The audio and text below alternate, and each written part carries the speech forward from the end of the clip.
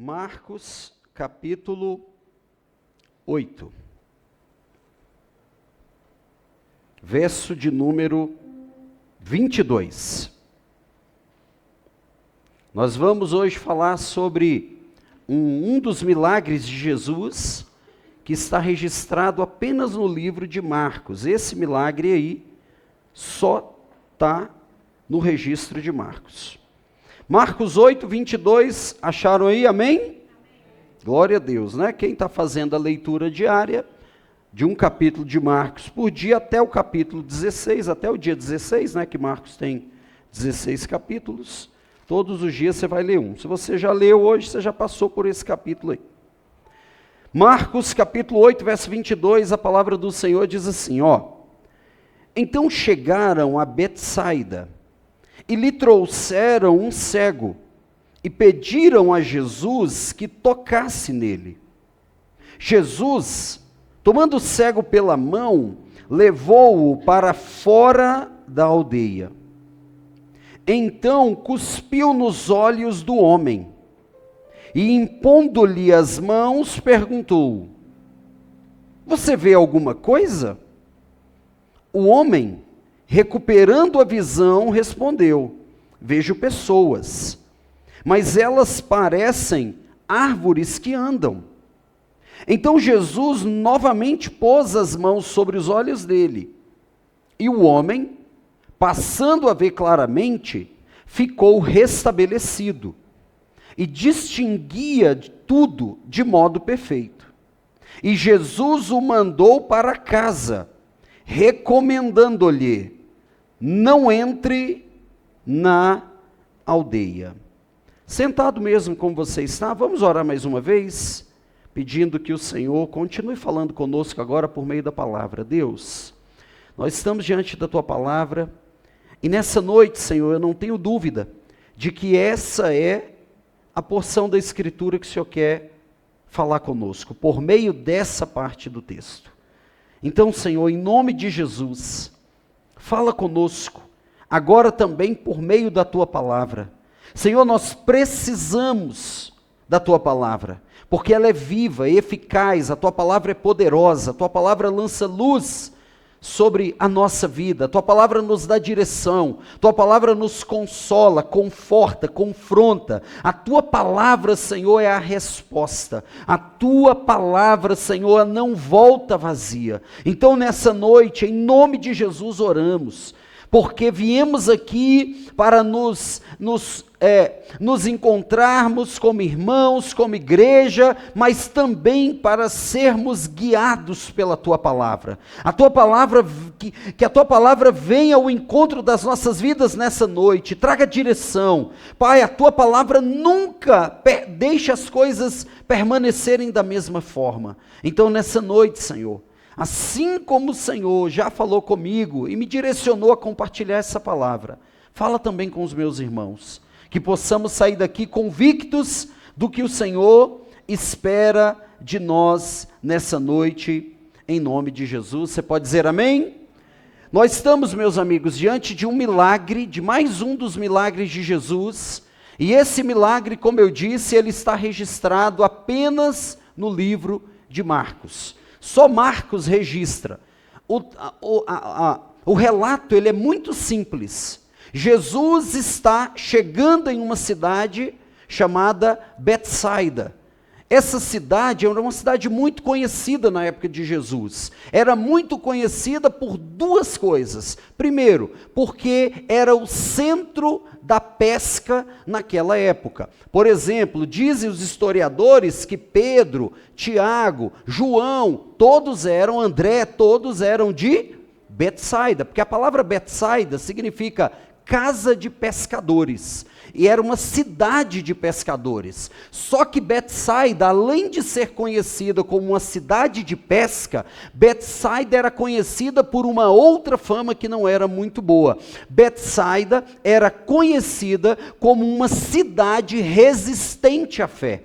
Era uma cidade em que predominava a incredulidade. Depois, se você der uma lida, por exemplo, em Mateus capítulo 11, versículo 21 em diante, você vai ver que Jesus faz uma advertência a Betsaida. Jesus diz: ai de ti, Betsaida, porque se em outros lugares tivessem sido feitos sinais que foram feitos aqui, muitos teriam se convertido, mas eles estavam indiferentes. Era uma cidade que tinha uma dureza no coração para acreditar naquilo que Deus estava fazendo. O texto que nós lemos diz que Jesus estava chegando a Betsaida, e quando Jesus chega a Betsaida, algumas pessoas trazem a Jesus um cego e pedem a Jesus que toquem naquele cego para que ele seja curado.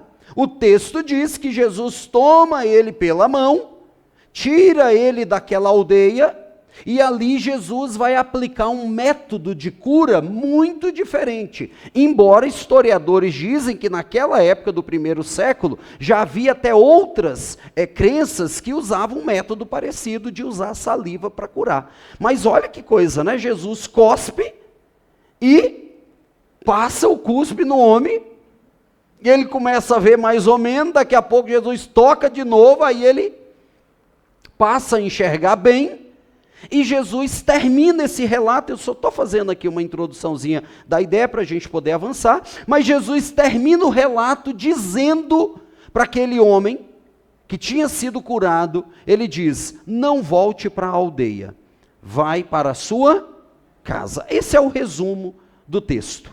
E o que esse texto tem para nos ensinar? O que hoje esse texto, quando eu li esse texto, Deus começou a me dar algumas coisas no meu devocional, e aí eu comecei a escrever, depois eu digitei, e aí depois eu comecei a fazer algumas perguntas, porque eu não quero, eu já ensinei aqui e vou compartilhar com você de forma simples. Quando você fizer a leitura da Bíblia, seja um versículo ou um capítulo, pergunte para o texto, e pergunte para você, como que essa verdade se aplica à minha vida?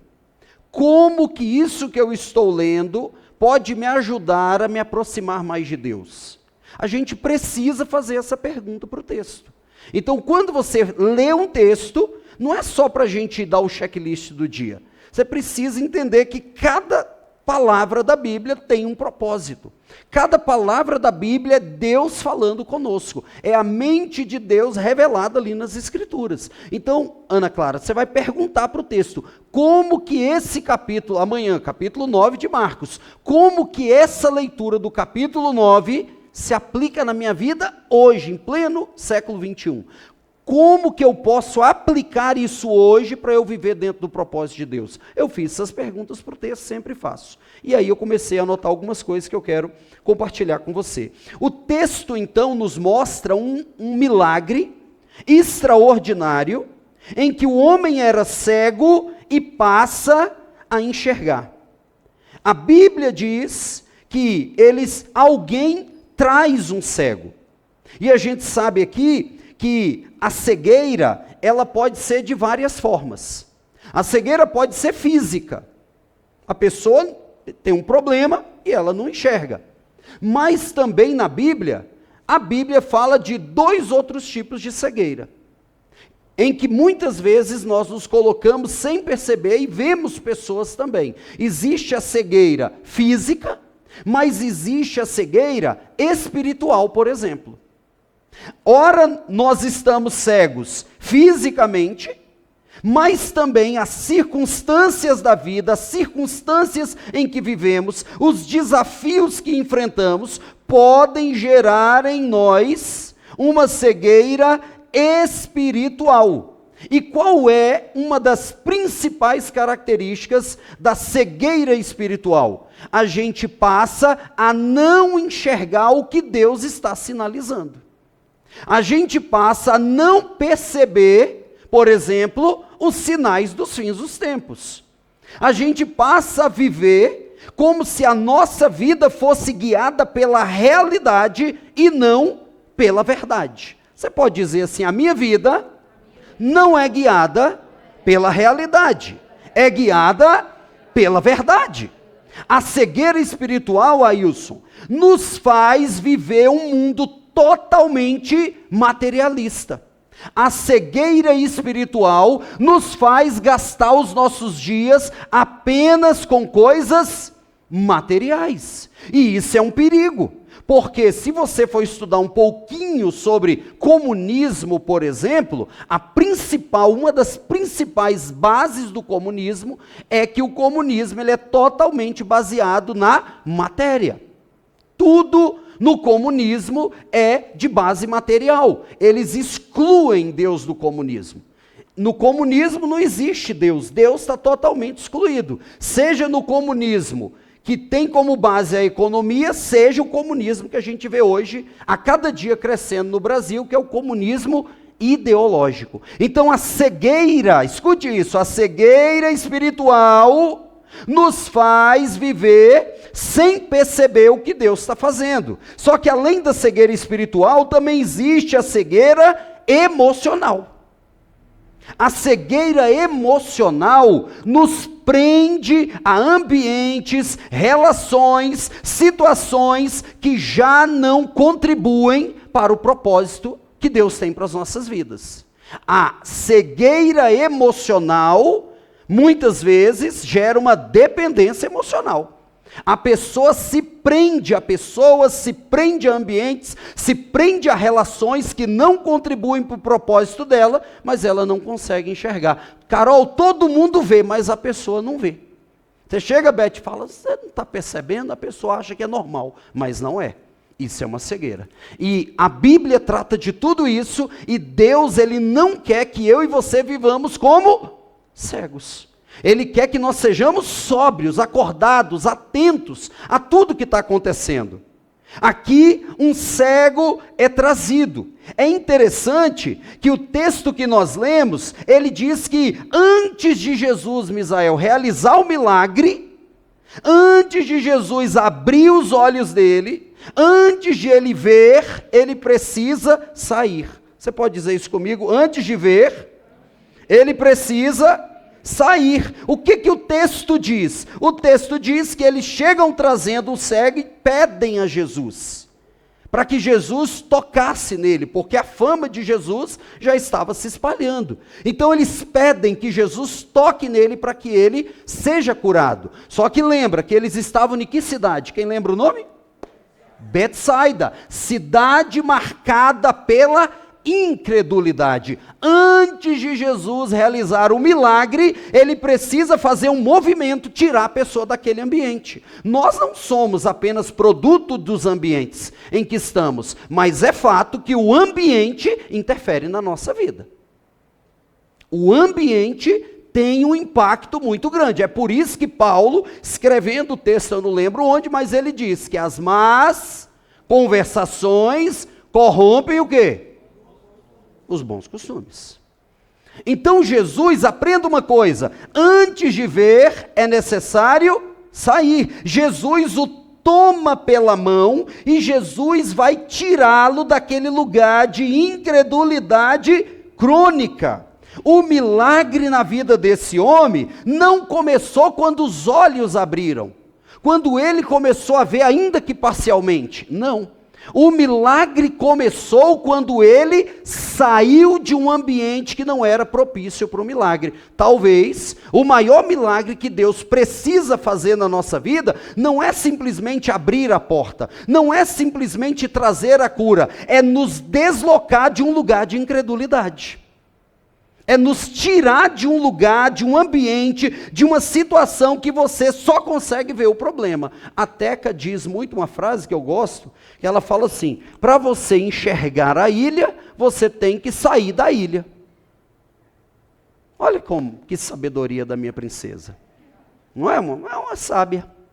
Ela não é uma mulher sábia. Inclusive ela não pode vir hoje, porque ela está com torcicolo. Então Jesus, aprenda isso. Antes de ver, diga comigo, antes de ver, é necessário sair. Olha o texto, Jesus o toma pela mão e o leva para fora da aldeia. Jesus o leva para fora da aldeia. Então o milagre na vida dele, meus irmãos, começa, não é com a visão, é com o deslocamento. Escute, nem todo ambiente é fértil para a fé. Nem todo relacionamento é fértil para a fé.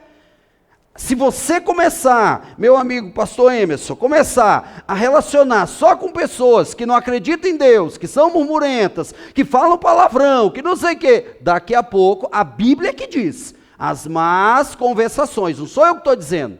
Você está entendendo isso? Deus já afirmou que nós vamos ser influenciados por isso. Você entendeu, minha amiga Ayla? Então ele está dizendo aqui, ó, nem todo ambiente é fértil para a fé. Até milagres precisam de um solo apropriado. Jesus, a primeira coisa é assim, ó, eu preciso mudar você de ambiente. Eu tenho vivido coisas e já vivi grandes coisas na minha vida, e em praticamente todas elas Deus teve que nos mudar de ambiente. Olha na história bíblica, Moisés, para viver todo o propósito que Deus tinha na vida dele, Geise, ele ficou no mesmo ambiente? Sim ou não, irmãos? Não, foi 40 anos aprendendo a ser príncipe, 40 anos desaprendendo a ser príncipe, para depois viver o propósito. O grande Paulo viveu no mesmo ambiente? Não.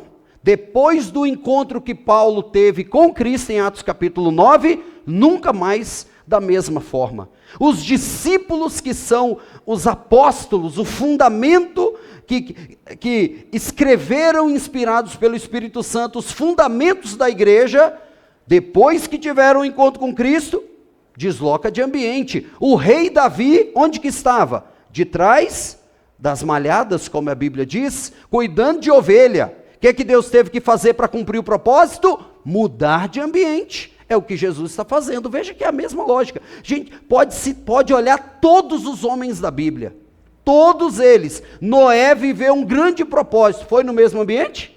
Não. Entrou na arca e vai mudar de ambiente. Então Jesus está nos ensinando. Às vezes a gente está querendo viver algo novo, mas a gente está preso no ambiente. A gente está preso numa situação. A gente está preso na nossa aldeia.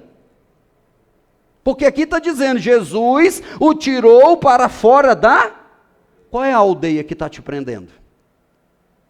Quando eu estava lendo essa palavra pela manhã, essa semana eu passei por uma situação que me chateou muito, muito mesmo. E eu sou muito fleumático. Então eu fico remoendo aqui. Entendeu? Eu fico aqui dentro, ó Beth. Puxa, aquela situação. Aí a Teca fala, tá tudo bem? Tá ótimo. Mas lá dentro eu estava, ó, não era nem com a Teca não, para não ter dúvida. Aí quando eu estava lá no meu trabalho, já tinha escrito algumas coisas, eu estava lá no meu trabalho, estava indo almoçar, aí eu peguei e fiz essa pergunta, como que essa palavra pode me ajudar? Como que essa palavra que o Senhor está me direcionando a compartilhar com os meus irmãos, pode contribuir para a minha vida, para eu viver mais perto do Senhor, dentro do propósito do Senhor? E na hora, foi como se eu ouvisse assim, de forma cristalina, assim, ó, sai da aldeia, da chateação, porque eu estava chateado. Entendeu? Chateado. E aí aquilo ali você vai ficando mal, você vai ficando triste, você vai ficando cego emocionalmente, você começa a não agradecer. É assim ou não é? E aí na hora eu falei, opa, Senhor, obrigado. Pronto, a palavra já falou comigo. E na mesma hora foi como tirar com a mão. Falei, ó, sai fora para lá com esse negócio. E eu vou fazer terapia para eu melhorar esse negócio, né? Fleumático e melancólico sofre, né, irmãos? Meu Deus do céu, é muito ruim, gente. Não é? Mas fazer o quê, né? Então, qual é a aldeia? Pode ser uma crença, pode ser uma chateação, pode ser um lugar, pode ser uma amizade, pode ser um relacionamento, pode ser um jeito que você aprendeu, que veio do seu ambiente, que veio da sua criação, que você quer manter a todo custo, que já não cabe mais. Isso pode ser uma aldeia que está impedindo de você viver um milagre. Você está entendendo isso, irmãos? Faz sentido isso? Jesus está dizendo aqui, ó, o texto diz, Jesus o levou para fora da aldeia. O primeiro passo da cura não foi abrir os olhos, foi ser conduzido. Olha que coisa linda, eles chegaram conduzindo. A Bíblia não diz quem são, o verbo é uma oração sem sujeito. Trazem ele, trouxeram ele, quem? Ninguém sabe. Está lá, mas alguém trouxe, veio conduzido por alguém. Só que agora chegou a hora do milagre. Na hora do milagre, eu tenho que deixar de ser conduzido por questões ou mãos humanas e deixar que a mão de Cristo me conduza. Entendeu, Ayla? Quem é que vai conduzir ele agora? A mão de Cristo. E aqui, antes de ver, esse homem precisou confiar. Diga comigo, antes de eu ver, eu preciso confiar. Que é um desafio para nós. É ou não é? Porque a gente quer ver para crer. E a Bíblia diz, crer para ver. Embora o Evangelho não negue as evidências. Lembra que quando Jesus ressuscitou e as mulheres, teve aqui a apresentação, que foi maravilhosa, né? Eu já estou querendo outro musical daquele, que foi extraordinário. Foi ou não foi, irmãos? Foi, meu Deus do céu. Foi top, foi assim, fora do comum. Espetacular. Mas quando Jesus ressuscita, que as mulheres contam, a maioria da verdade não acredita. Pedro mesmo não acreditou. É tanto que ele corre lá para o túmulo para ver realmente. Mas tem um que diz assim, eu só acredito se eu tocar. Quem foi esse? Tomé. E veja que o Evangelho não nega a evidência. O Evangelho não nega a evidência. Quando Jesus chega perante Tomé, a primeira coisa que ele fala é assim, Tomé, toca aí. Você não queria tocar? Olha aí, está aqui. Ó. Não, Senhor, tal. Não, ué, tá, a evidência está aqui, o Evangelho não nega. Mas a Bíblia diz, a Bíblia nos leva, a Bíblia nos chama, meus irmãos, a ter um relacionamento, Vitinho, tão pessoal com Deus que você confia sem ver. Por isso que Hebreus capítulo 11 diz assim, a fé é a certeza das coisas que se esperam, é a convicção de fatos que não se veem. Isso é fé. Então, antes de haver o milagre, o que nós temos aqui? O homem precisou confiar, Jesus o toma pela mão e o leva. Jesus o tira daquele lugar de incredulidade. A verdadeira restauração começa quando você se permite ser guiado por Deus, mesmo sem enxergar. E o desafio é quando você traça um plano e Deus fala assim, me dá aqui a mão que eu vou te conduzir. Aí você, mas para onde é? Por que é assim? Para quê? Não é assim que a gente faz? Porque eu queria ir para cá, né, pastor? Eu queria ir para cá. Não, deixa eu te conduzir. E o plano de Deus, irmãos, é sempre melhor. Sim ou não? O plano de Deus é extraordinário. O plano de Deus é maravilhoso. O plano de Deus é lindo. Então esse homem, antes de ele ver, ele precisa sair. Antes de ele ver, ele precisa confiar. A verdadeira restauração começou quando ele deixou Jesus o conduzir. Quando a gente continua no texto, o texto diz que Jesus o tira daquele local. Jesus o leva para fora do lugar de incredulidade. E aí, antes de eu continuar, vale a pena a gente saber como que está o nosso nível de fé. Como que está o nosso nível de credulidade. Pastor, como que eu posso começar a medir isso? Pelas suas palavras. Porque a Bíblia diz que a boca fala do que está cheio o quê? O coração. As nossas palavras, elas são um importante meio para a gente começar a medir a nossa fé. Jesus o tira daquele lugar. E aí, veja que coisa, o texto diz que Jesus o tira, e aí acontece algo assim, fora da nossa mente. Como eu disse, Jesus cospe e passa a saliva naquele homem. Isso já é algo para nós extremamente complicado. Imagine você ir num culto de cura e você saber que o método usado em época de pandemia, pós-pandemia, Imagina, Samu. Misericórdia, irmão. É ou não é? Não quero não, obrigado. Deixa eu sair sem enxergar mesmo, porque eu não quero pegar uma Covid, não. Não é isso, irmãos? Só que, entre outras coisas, o que a gente aprende com isso, irmãos? Que Deus não está limitado aos métodos humanos. Deus não está limitado aos planos e receitas que nós queremos fazer. A gente vai fazer plano? Deve fazer plano. A Bíblia diz, Provérbios 19, 21, o homem faz planos, mas o que prevalece são os propósitos do Senhor. Devemos fazer planos, mas aqui Jesus mostra que a resposta, escute isso, a resposta de Deus pode vir disfarçada de um desconforto. Porque é constrangedor isso aqui. Eu me sentiria constrangido. E você, Valesca? Já pensou? Eu vim aqui receber uma oração, peraí.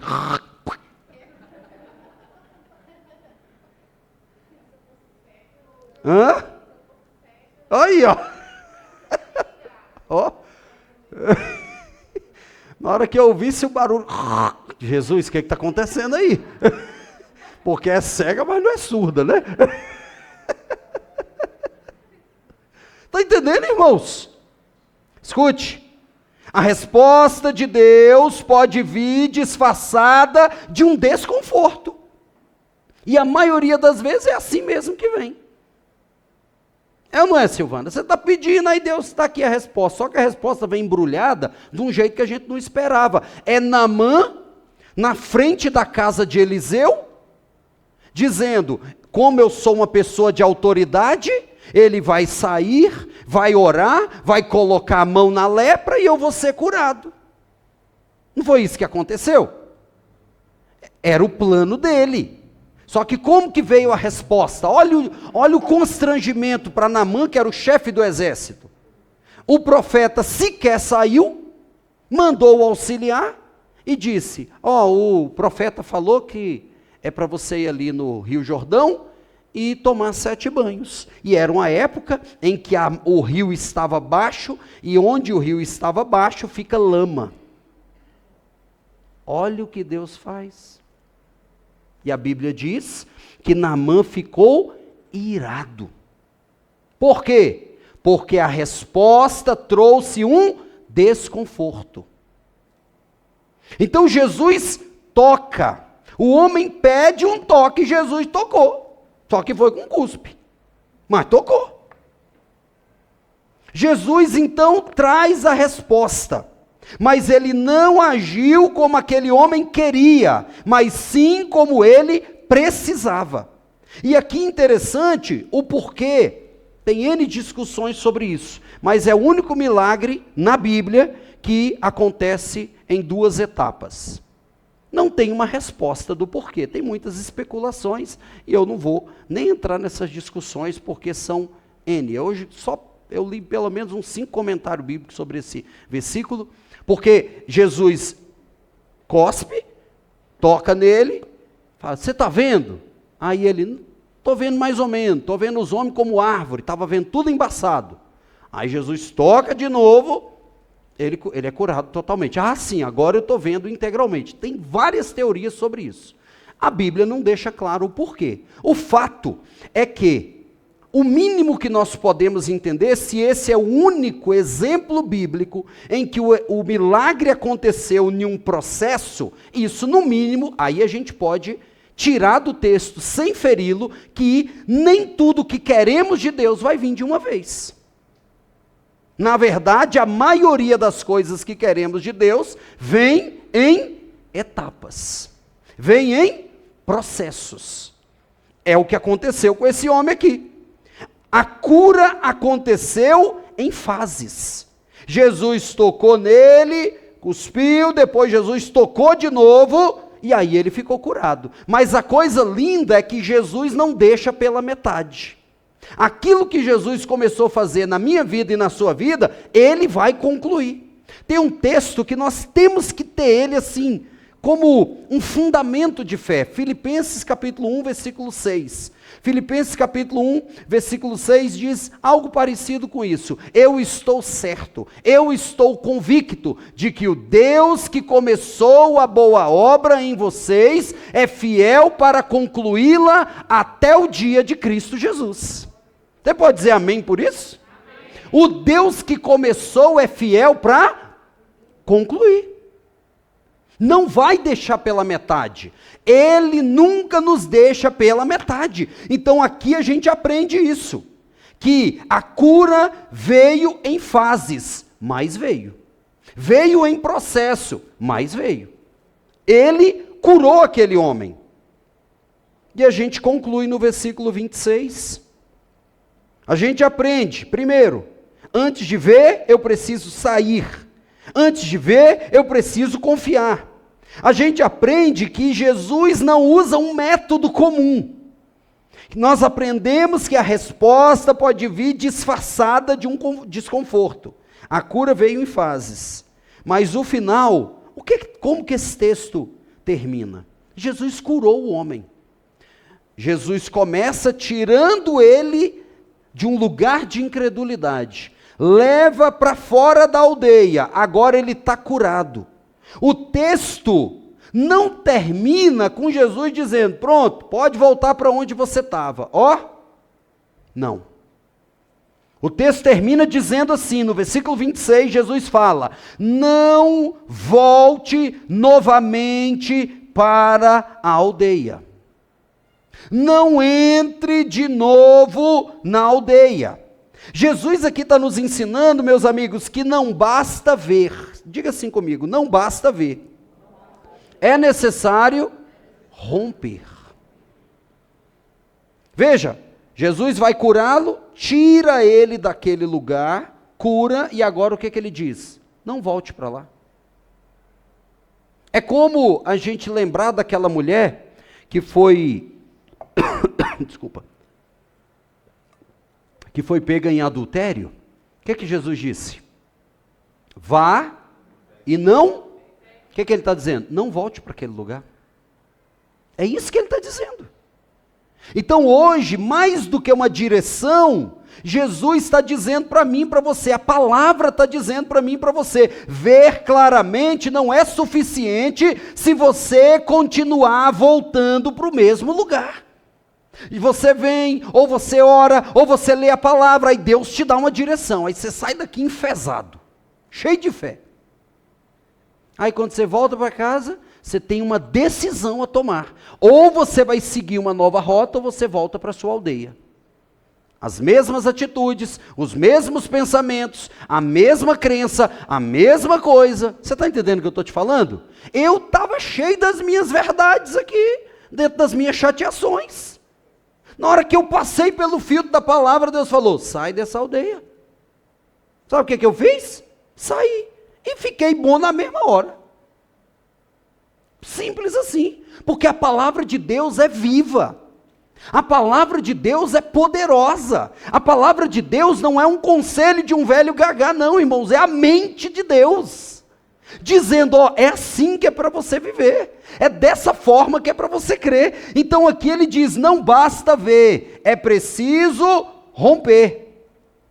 Jesus não só cura ele, Jesus redefine o caminho. Jesus coloca ele numa outra rota. O verdadeiro milagre, escute, é quando a visão muda a direção. Sempre que Deus te dá uma visão, ou nos der uma visão, a direção muda também. Visão muda direção. Ele começa a ver, e Jesus disse, não é para você voltar. Não é para você voltar para aquele mesmo lugar. O texto termina dizendo, não volte. Diga assim comigo, não adianta ver claramente, se eu insistir em voltar para o lugar que me gera cegueira. Se coloca de pé. Não volte. É isso que ele está nos ensinando nessa noite. Antes de ver, eu preciso sair. Então a pergunta que você precisa fazer, talvez, seja essa: qual é a aldeia que está te prendendo? É um relacionamento? É uma crença? É uma dor? É uma dificuldade? É um medo? É uma ansiedade? O que é? É uma frustração? O texto está nos ensinando. Deus, Ele quer curar. Ele não quer fazer pela metade, não faz pela metade. Mas é essencial que a gente identifique e deixe Ele nos conduzir. Essa palavra mostra que Jesus pega na mão dele antes do milagre, o conduz para fora da aldeia. Qual é a aldeia que hoje Deus precisa te conduzir? É um comportamento? É algo que é uma dor que você está se apegando? Peça para Deus te ajudar. Peça para Ele, Senhor, porque às vezes a gente fica lá, a gente quer sair, mas não dá conta. Talvez se deixassem aquele cego por si só, ele não sairia. Ele não sairia, mas Jesus o toma pela mão, e nessa noite, em nome de Jesus, a minha oração é que Ele te tome pela mão, e que Ele te conduza, mas também a minha oração é que você se permita ser conduzido. O texto não diz que esse cego pergunta: para onde o Senhor vai me levar? Por que o Senhor vai me tirar daqui? Por que eu não posso ser curado aqui mesmo? Por que não pode ser do meu jeito? Você não vê. A rendição é imediata, ele se rende. Ele se rende. A gente pode até cantar essa música do Eu Me Rendo, será que não dá não? Ó, pode ser, eu sei que você já estava treinando aí, né? Desculpa, trabalhei, né? Mas seria boa essa, Eu Me Rendo. Eu me rendo aos teus pés, porque foi o que Ele fez. Vocês estão entendendo, irmãos? Então hoje, qual é a aldeia, o comportamento, a situação que está impedindo você de ver o que Deus tem para você? Antes de ver, eu preciso sair. Antes de ver, eu preciso confiar. A cura acontece em etapas. Deus está trabalhando na sua vida. Só que às vezes a gente está tão cego diante das nossas verdades e crenças, que a gente começa a não ver o que Deus está fazendo. Escute, não é porque você não alcançou a totalidade, que você não alcançou algo. Imagina, Bruno, esse cara, estou vendo árvores, que saco, eu vim aqui para ser curado. Não, ele fica quieto. O que você está vendo? Árvores, árvores como homem, andando. Jesus toca de novo, o que você está vendo? Agora sim. Vocês estão entendendo? Deus está trabalhando na nossa vida. Deus está fazendo. Só que se nós não tivermos os nossos olhos abertos, nós vamos ser conduzidos só por uma mentalidade do que falta. E não pela mentalidade de gratidão que vê o que Ele está fazendo. E o texto termina dizendo, não basta ver, é necessário romper. E a pergunta que fica para mim e para você nessa noite é: com o que você precisa romper? Com o que você precisa romper? Para você viver o que Deus tem para você. A gente está vivendo, irmãos, um novo tempo. A gente está procurando viver de forma diferente em Deus. Com outro tipo de intimidade, de espiritualidade saudável. E a gente precisa romper. E eu estou te falando isso, eu estou vivendo isso todo dia. Essa semana eu estava falando com a Teca. Eu aprendi muitas coisas de um jeito, espiritualmente falando, e que eu só fui reproduzindo por 2 décadas da minha vida. E não é crítica com ninguém, mas a palavra é a verdade. E hoje eu tenho clareza na palavra, que algumas coisas que eu estava vivendo não era o jeito que Deus gostaria que eu vivesse. Agora você acha que é fácil mudar? Não é. É um desafio, mas é necessário romper para viver o milagre de Deus. É necessário romper. Jesus falou o quê? Não volte para a aldeia. Então hoje, a minha oração é que o Espírito Santo, ele traga clareza para você, sobre quais aldeias você precisa abandonar, de crenças, de comportamentos, de palavras, de atitudes. Opa, essa é uma aldeia. Eu acabei de dizer para você que eu estava dentro de uma aldeia da chateação. E eu saí, como foi bom. Estou livre. Amém, meus amigos? Vamos louvar o Senhor para a gente concluir?